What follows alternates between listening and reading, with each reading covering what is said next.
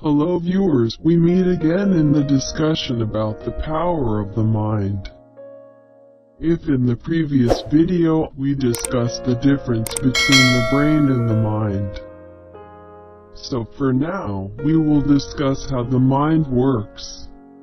The mind works like a magnet. When we think about anything, then indirectly our brains will generate electromagnetic waves, and that thought will attract the things that happen in your life according to what you are thinking.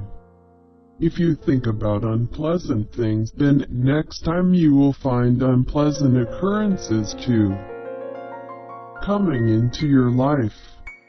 Vice versa, if you always think pleasant and happy, there will be events that are pleasant and happy for you. For example, have you ever woke up in the morning feeling uncomfortable or anxious in your mind, and those thoughts you carry with you all day long?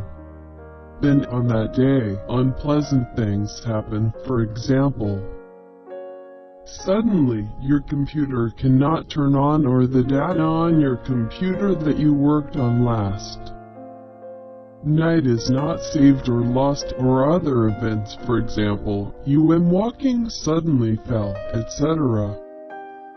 That unpleasant incident feels like it just keeps coming to you.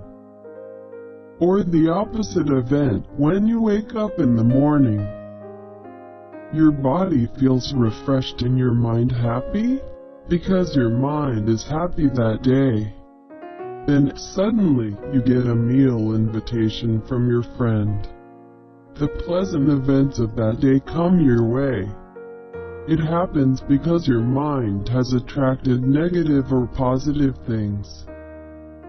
Therefore, if you already know how the mind works, preferably in carrying out daily activities, try to have pleasant thoughts. In the easy one, eliminate the thought of complaining, and when unpleasant thoughts come, try to think only of pleasant things in order for your life becomes easier and more fun.